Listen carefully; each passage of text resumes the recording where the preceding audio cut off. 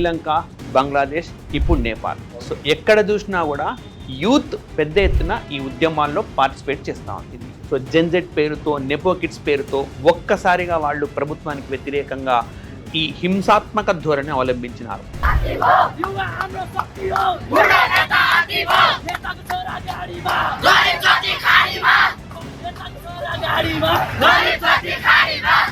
రెండు 2008 నుంచి ఇప్పటి వరకు 14 ప్రభుత్వాలు మారినాయి.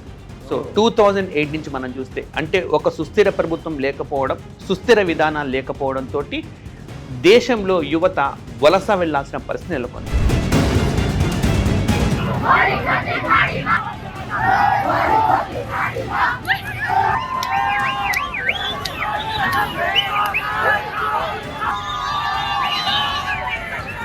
రెండు 2001లో ఈ నేపాల్ రాజు ఒకడు ధీరేంద్ర అని మొత్తం అందరిని చంపేసి తను కాల్చుకుని చనిపోయినాడు. సీతాదేవి జన్మించిన ప్రదేశానికి సంబంధించింది, సో రామాయణ మూలాలకు సంబంధించిన వివాదాస్పద వ్యాఖ్యలు చేసి అసలు లౌకికత్వం అని అంటే అటువంటి వాటి జోలికి వెళ్ళకూడదు.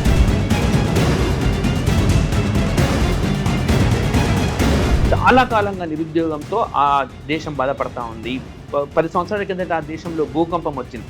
ఆ భూకంపంలో తీవ్ర స్థాయిలో నష్టపోయిన వాళ్లకు ఇప్పటికీ సరైన కాంపెన్సేషన్ అందలేదు.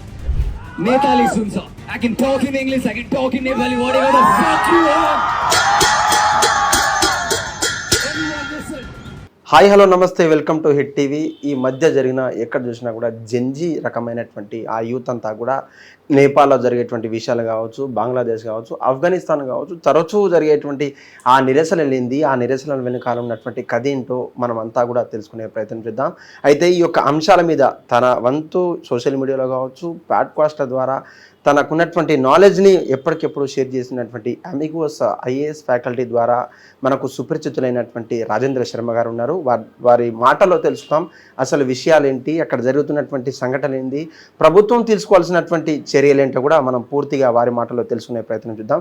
నమస్తే సార్. నమస్తే అండి సార్. నిజంగా నేపాల్లో జరిగేటువంటి అనేక అంశాలు ఉన్నాయి. అంటే దాదాపు ప్రెసిడెంట్ కూడా ఎవరైతే ఉంటారో హెడ్ కూడా అక్కడ ఉన్నటువంటి మినిస్టర్ అంతా కూడా రిజైన్ చేసేసి ఇతర దేశాలకు పారిపోతున్నటువంటి పరిస్థితి. అక్కడ నెలకొన్నటువంటి పరిస్థితులకు ప్రధానమైనటువంటి కారణాలు ఏంటంటే మీరు ఏం చెప్తారు? సో ఫస్ట్ ఆఫ్ ఆల్ ఈ హిట్ టీవీ వ్యూవర్స్ అందరికీ కూడా నమస్కారం. సో నేపాల్లో ఇప్పుడు ప్రస్తుతం తీవ్ర సంక్షోభం నెలకొంది. సో ఇంతకుముందు మీరు అన్నట్టు ప్రెసిడెంట్ కాకుండా ప్రైమ్ మినిస్టర్ అనమాట. ఆ పరిస్థితి ఎవరికి తలెత్తిందంటే ఆ దేశ ప్రధానమంత్రికి తలెత్తింది. ఓకే. సో శ్రీలంక, బంగ్లాదేశ్, ఇప్పుడు నేపాల్. ఓకే. ఎక్కడ చూసినా కూడా యూత్ పెద్ద ఎత్తున ఈ ఉద్యమాల్లో పార్టిసిపేట్ చేస్తూ ఉంది. ఓకే.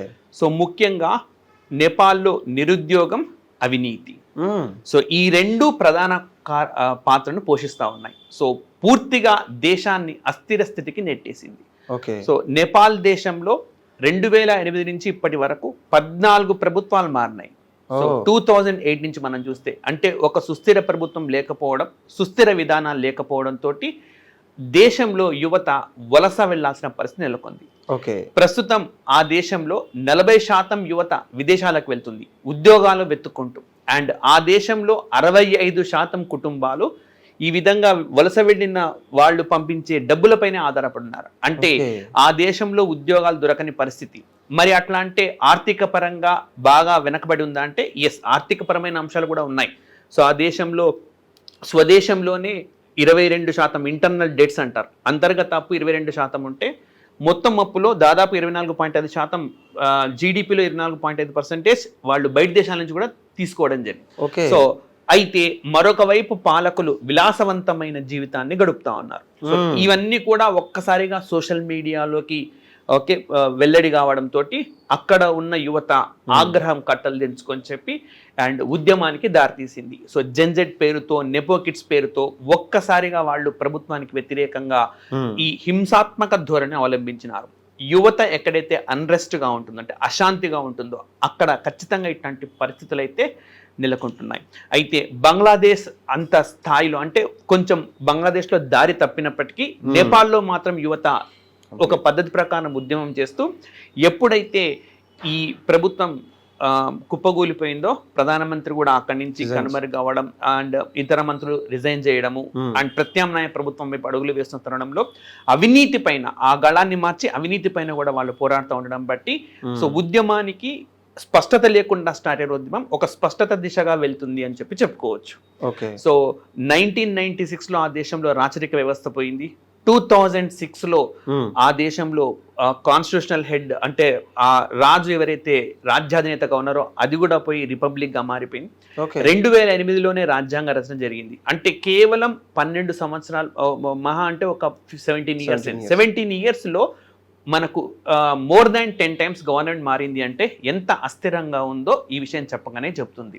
సో ఇన్ని పరిణామాల నేపథ్యంలో ఈ ఉద్యమం అనేది రావడం. అయితే బయటి దేశాల పాత్ర కూడా ఇందులో కొంత ఉందని చెప్పుకోవచ్చు. కానీ ప్రధానంగా నేపాల్ యువత చైతన్యవంతంగా ఈ ఉద్యమాన్ని దారితీసిందని చెప్పుకోవచ్చు. అయితే సార్ చెప్పండి, చైతన్యవంతంగా ఏదన్నా యూత్ కావచ్చు, అక్కడ ఉంటే టీనేజర్స్ అంతా కూడా సోషల్ మీడియా పరంగా కావచ్చు, వాళ్ళు చెప్తున్నటువంటి నిరసనంతా కూడా సోషల్ మీడియా, ఎందుకంటే to reach the fastest connectivity ఏదంటే ఉంటే సోషల్ మీడియా అని చెప్పుకోవచ్చు. కాకపోతే గవర్నమెంట్ టీవీ ఛానల్స్ ఉన్నప్పటికీ, ప్రైవేట్ టీవీ ఛానల్స్ ఉన్నప్పటికీ దేశం యొక్క యాంటీని ఎవరు కూడా ప్రోత్సహించారు. కానీ వాళ్ళు ఎంచుకున్నటువంటి సోషల్ మీడియా, అంటే నిజంగా సోషల్ మీడియా అంత ఇన్ఫ్లుయెన్స్ చేసిందని మీరు అనుకోవచ్చు, కానీ సోషల్ మీడియాని బ్యాన్ చేసే రకంగా ఎందుకు వచ్చింది సార్ అక్కడ?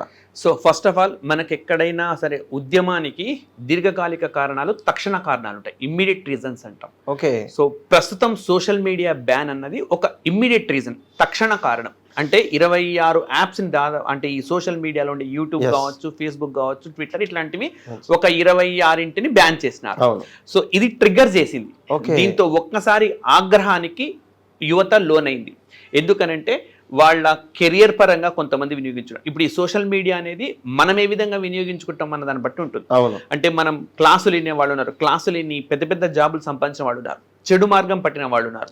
సోషల్ మీడియా అనేది అన్ని సమాచారం అందిస్తుంది. మనం ఏం సమాచారం స్వీకరిస్తున్నాం అన్నదాన్ని బట్టి ఆధారపడి ఉంటుంది. సో ఎప్పుడైతే సోషల్ మీడియా బ్యాన్ చేశారో సో అదే క్షణంలో యువత ఆగ్రహాన్ని కట్టలేంచుకుంది. గత కొంతకాలంగా ఉన్న కారణాలను ఇది ట్రిగ్గర్ చేసింది, ఇమ్మీడియట్ రీజన్ గా మారిపోయింది అన్నమాట. సో అది ఉద్యమం బాటకు దారితీసింది, అందరూ బయటికి రావడానికి ఒక పునాదిగా పనిచేసింది.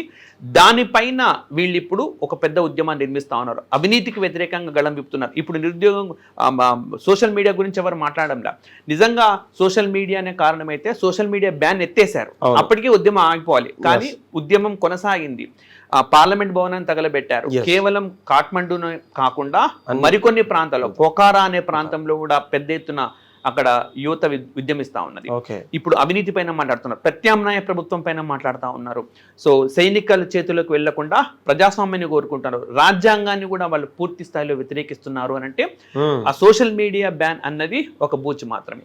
అయితే సో ఇప్పుడు మనకు తెలుస్తా ఉన్నది అంటే అమెరికా స్పాన్సర్ చేసిన ఒక సోషల్ మీడియా కూడా గత కొంతకాలంగా ప్రభుత్వం పైన వ్యతిరేకత, ఒక ఎన్జిఓ అది సోషల్ మీడియా పోస్ట్ చేస్తూ అది కొంతమేర యువతను రెచ్చగొట్టే ప్రయత్నం చేసినా కూడా అది ఇంతమందిని ఇంత లార్జ్ స్కేల్లో ఒక్కసారిగా రెచ్చగొట్టడం సాధ్యం కాదు, అన్లెస్ ఆ యువతలో ఏదో ఒక అన్రెస్ట్, అశాంతి ఉంటే తప్ప ఇది సాధ్యం కాదు. సో నేను ఇంతకు ముందు చెప్పినట్టుగా చాలా కాలంగా నిరుద్యోగంతో ఆ దేశం బాధపడతా ఉంది. అండ్ 10 సంవత్సరాల కిందట ఆ దేశంలో భూకంపం వచ్చింది. ఆ భూకంపంలో తీవ్ర స్థాయిలో నష్టపోయిన వాళ్లకు ఇప్పటికీ సరైన కాంపెన్సేషన్ అందలేదు.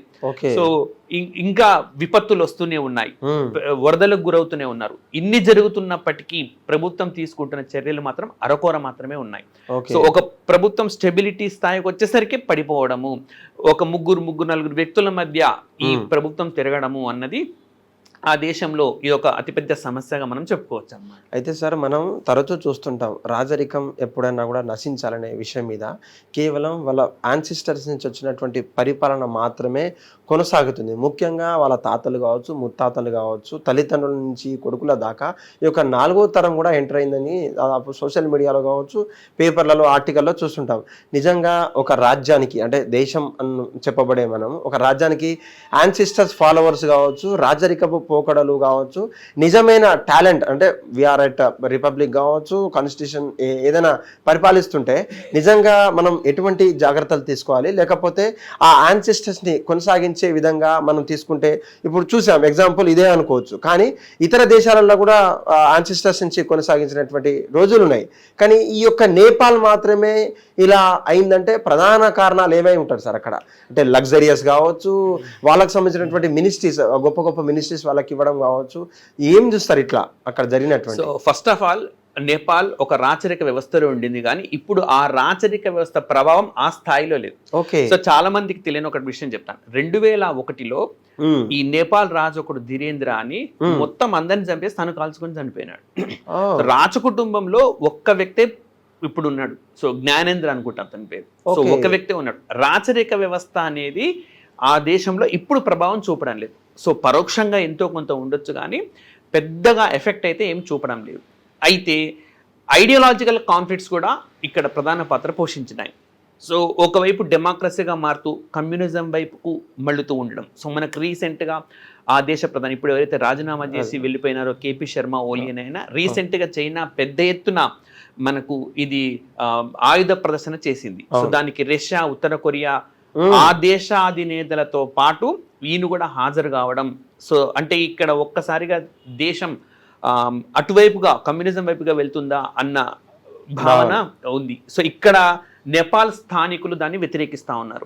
సో సెక్యులరిజం అన్నప్పుడు లైక్ హిందుత్వానికి వ్యతిరేకం అన్నకుండా లౌకికత్వానికి, పరిపాలనకు సంబంధించిన లౌకికత్వానికి కట్టుబడి ఉంటే బాగుండేది. సో దీనికి మనం ఉదాహరణకి ఏం చెప్పుకోవచ్చు అంటే, నిన్న నేపాల్ యువకుడు ఒకతను లైక్ ఆ లౌకికత్వానికి సంబంధించిన ఒక జెండాను తొలగించడం చూడడం, కమ్యూనిజం సంబంధించిన ఒక ఫ్లాగ్ను తొలగించడానికి ప్రయత్నించడం అంటే ఆ యువతలో ఆ ఒక ఇబ్బంది కూడా ఉన్నది.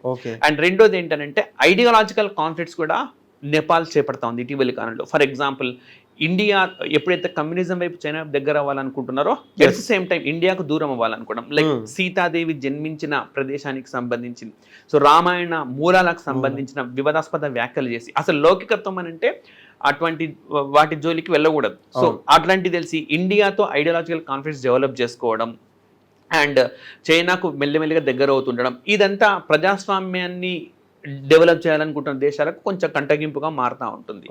సో మనం అవునన్నా కాదన్నా ఇక్కడ విదేశీ హస్తం ఉందని చెప్పుకోవచ్చు. ఫర్ ఎగ్జాంపుల్ బంగ్లాదేశ్లో ఇప్పుడు అక్కడి నుంచి నిష్క్రమించిన, అంటే ఆ దేశం నుంచి అక్కడి నుంచి వెళ్ళిపోయిన, ఇలాంటి ఉద్యమం వచ్చినప్పుడు వెళ్ళిపోయిన ఆ ప్రధానమంత్రి కూడా సో అమెరికా దేశం ఒక ప్రాంతాన్ని నిరాకరించిన తర్వాతనే ఈ దేశంలో ఉద్యమం వచ్చింది అని చెప్పడం. అంటే ఈ విధంగా అగ్రదేశాల మధ్య ఉండే ఒక ప్రచ్ఛన్న యుద్ధం, కోల్డ్ వార్ లాంటి పరిస్థితి ఇలాంటి చిన్న చిన్న దేశాలపైన ఖచ్చితంగా ప్రభావం చూపుతుంది. ఆ దేశంలో ఉండే పరిస్థితులను ఆసరాగా చేసుకొని ఈ విధంగా పెద్ద ఎత్తున ఉద్యమాలకు దారితీస్తున్న సందర్భాలు మనం శ్రీలంకలో చూసినాము, బంగ్లాదేశ్లో చూసినాం, నేపాల్లో చూసినాం. విచిత్రం ఏంటంటే ఇవన్నీ కూడా భారతదేశానికి రెండు దేశాలు భూ సరిహద్దును కలిగి ఉంటే శ్రీలంక మనకు వాళ్లకు జల సరిహద్దులో ఉన్నాయి. సో ఇది కూడా మనం పరిశీలించాల్సిన అంశమే. అయితే సార్ ఒకటి, నేను వస్తుంటే ఒక ఇద్దరు వ్యక్తులు బస్సులో మాట్లాడుకుంటున్నటువంటి పరిస్థితి నేను చాటుగా విన్నటువంటి పరిస్థితి, అది మీకు కూడా చెప్తాను ఒకసారి. అయితే అరే మన భారతదేశం గొప్పదిరా, మన భారతదేశం చుట్టూ ఉన్నటువంటి ఏదైతే రాజ్యాలు ఉన్నాయో, ఏదైతే స్టేట్స్ కావచ్చు, ఏదైతే స్టేట్స్ సంబంధించినటువంటి బార్డర్లో సంబంధించినటువంటి నేపాల్ కావచ్చు, భూటాన్ కావచ్చు, ఆఫ్ఘనిస్తాన్ కావచ్చు, శ్రీలంక కావచ్చు, బంగ్లాదేశ్లో మనతో మంచిగా ఉండకపోతే వాళ్ళ జీడిపి కొలాప్స్ అవుతుంది, లేకపోతే వాళ్ళు నాశనం అవుతున్నారు. మనం రీసెంట్గా చూసినాం, బంగ్లాదేశ్లో చూసినాం, ఆఫ్ఘనిస్తాన్లో చూసినాం, పాకిస్తాన్లో కూడా చూసినాం రా, మనతో ఎవరైనా మంచిగా ఉండాలరా అని చెప్పేసి ఒకడు, అంటే ఆర్ఎస్ఎస్ సంబంధించినటువంటి ఐడియాలజీ ఒకరు, లేదురా మన భారతదేశం చాలా అభివృద్ధి చెందే దేశం కాబట్టి, అప్కమింగ్ స్టేట్లో ఉన్నాం కాబట్టి, వాళ్ళు ఆల్రెడీ చిన్న చిన్న దేశాలైనా కూడా వాళ్ళ జీడిపి లెవెల్ అది లెవెల్ బాగుండకపోవడం, అన్ఎంప్లాయ్మెంట్ ఉండడం వల్లే వాళ్ళు చెడుతుందని. అంటే వాళ్ళిద్దరి మధ్యలో even though they are best friends, నేను కంక్లూడ్ చేయగలుగుతా, కానీ ఈ ఇద్దరి మధ్య రెండు వ్యత్యాసాలు ఉన్నాయి. ఒకరేమో భారత మాత, ఈ యొక్క ఇండియను, ఈ యొక్క ఆర్ఎస్ఎస్ భావాజాలం గురించి ప్రధాని మోడీని ధీరశీలి అట్లా మాట్లాడేది, ఈయన మాత్రం కొంచెం ఐడియాలజికల్గా టెక్నాలజీగా మాట్లాడాడు. ఎలా చూడవచ్చు సార్ వీళ్ళిద్దరు ఆలోచన, ఎలా చూడవచ్చు? ఫస్ట్ ఆఫ్ ఆల్ భారతదేశంతో సఖ్యంగా ఉంటే ఆ దేశం స్థిరంగా ఉంటే, సఖ్యంగా లేకపోతే అస్థిరంగా ఉంటాయి అన్నదానికి ఎలాంటి రీజనింగ్ లేదు. లాజికల్ గా కరెక్ట్ కానే కాదు. సో ఒక దేశ అంతర్గత వ్యవహారాలకు భారతదేశం ప్రభావం చూపెట్టదు. ఎట్ ద సేమ్ టైం భారతదేశం వేరే దేశాల ప్రభావాలకు లోన్ కాదు. ఓకే. సో ఇక్కడ మీరు చెప్తున్న ఉదాహరించిన దేశాల్లో అన్నింటిలో కూడా అన్రెస్ట్ ఉన్నది అక్కడ పరిస్థితులకు సంబంధించిందే కానీ అంట కాదు. ఇప్పుడు భారతదేశానికి భూటాన్ సరిహద్దు ఉంది, భూటాన్ ఓకే బ్రహ్మాండం కొనసాగుతా ఉంది రైట్. లేదనంటే పాకిస్తాన్లో అక్కడ ఉగ్రవాదం అన్న ఒక సమస్య కానీ స్థిరమైన ప్రభుత్వం అక్కడ కూడా లేదని కానీ అక్కడ ఇలాంటి పెద్ద పరిస్థితులు అయితే ఏం లేవు. ఓకే. సో అట్లా దీనికి ఆ విషయాలకు అసలు ఏమాత్రం సంబంధం లేదు. ఆఫ్ఘనిస్తాన్లో మనకి ఎప్పుడైతే ఈ ఉగ్రవాద సంస్థలు యాక్టివ్గా పనిచేసినాయి, నాటో బలగాలు వచ్చి 2001 నుంచి దాదాపుగా 2021 వరకు ఆఫ్ఘనిస్తాన్లో తిష్ట వేసి అంతకాలం 21 సంవత్సరాల పాటు అక్కడ ఉండి ఒక స్థిరమైన ప్రభుత్వాన్ని కానీ ఒక డెవలప్మెంట్ యాక్టివిటీస్ కానీ చేయకుండా ఒక్కసారిగా అన్ని బలగాలు నిష్క్రమించడంతో ఆఫ్ఘనిస్తాన్లో మళ్ళీ ఏ ప్రభుత్వాన్ని అయితే ఏ తాలిబాన్ల ప్రభుత్వాన్ని అయితే కులదోసి అక్కడికి నాటో బలగాలు ప్రవేశించినాయో మళ్ళీ వెళ్ళేటప్పుడు వాళ్ళకే అధికారాన్ని అప్పగించి వెళ్ళినాయి. సో ఆ విధంగా అక్కడ పరిస్థితులకు సంబంధించింది మాత్రమే, భారతదేశానికి ఏమాత్రం సంబంధం లేదు. ఇంకా మీరు చెప్తున్న శ్రీలంకలో కూడా అంతే. అయితే ఒకటి ఏంటనంటే భారతదేశంతో ద్వైపాక్షిక సంబంధాలు కలిగి ఉన్న దేశాల మెల్లిమెల్లిగా చైనాతో సత్సంబంధాలు ఎంపిక చేసుకున్న దేశాలు ప్రాబబ్లీ ఒక ఉచ్చులో అయితే బిగుసుకుపోతున్నాయి. సో మనకు చైనా దేశము బెల్ట్ అండ్ రోడ్ ఇనిషియేటివ్ అని చెప్పి ఒక డెవలప్ చేసింది. సో ఈ బెల్ట్ అండ్ రోడ్ ఇనిషియేటివ్ అన్నది మనకు 3 ఖండాలు దాదాపుగా 150 దేశాల అనుసంధానం చేస్తూ వెళ్తుంది. ఇక్కడ డెవలప్మెంట్ యాక్టివిటీస్ పేరుతోటి అక్కడ పెద్ద ఎత్తున రుణఊబిలోకి అనమాట, డెట్ ట్రాప్ అంటారు ఇంగ్లీష్లో, రుణఊబిలోకి వెళ్ళేలా చేస్తుంది. ఫర్ ఎగ్జాంపుల్ శ్రీలంక పెద్ద ఎత్తున రుణఊబిలోకి వెళ్ళిపోయింది అండ్ హంబన్టోట అనే ఎయిర్పోర్ట్ను కోల్పోయింది. సో ఇట్లా రుణ ఉచ్చుల్లోకి తీసుకొని చెప్పి కొంత ఆర్థికపరమైన నష్టాన్ని కలుగజేస్తుంది. అవి కూడా ఉద్యమాలకు అది కూడా ఒక కారణం తప్పనిస్తే భారతదేశంతో సఖ్యంగా ఉండకపోవడం అన్నది అక్కడ ఎంత మాత్రం లాజికల్గా కరెక్ట్ కాదు. Okay right. అది హిట్ టీవీ యాప్, ఇందులో short news, live news, entertainment shows, movies, digital magazines తో పాటు మీ జిల్లా వార్తలను కూడా ఫ్రీగా చూడొచ్చు. ఇంకెందుకు ఆలస్యం, వెంటనే హిట్ టీవీ యాప్ ని డౌన్లోడ్ చేసుకుని ఫ్రీగా ఎంటర్టైన్మెంట్ పొందండి. Hit TV app, hit TV app, please download hit TV app. Hit TV app ని ఫ్రీగా డౌన్లోడ్ చేసుకుని ఎంజాయ్ చేయండి. మీకు నచ్చిన ఎంటర్టైన్మెంట్ కోసం హిట్ టీవీ యాప్ ని ఫ్రీగా డౌన్లోడ్ చేసుకుని ఎంజాయ్ చేయండి. హిట్ టీవీ యాప్ ని డౌన్లోడ్ చేసుకుని ఆస్వాదించండి, ఆశీర్వదించండి. ఇంతమంది సెలబ్రిటీలు హిట్ టీవీ యాప్ ని డౌన్లోడ్ చేసుకోండి అని చెప్తున్నారంటే ఎంత మంచి యాప్ ఆలోచించండి. అమెరికా అమెరికా అమెరికా అమెరికాలో చదవాలనుకునే వాళ్ళకి విశ్వసనీయమైన పేరు మన శౌర్య కన్సల్టెన్సీ. UK లో 1 year masters, UK లో 1 year masters, 2 years work permit up to 5 years visa. Contact Saurya Consultancy. Contact 89851 89851.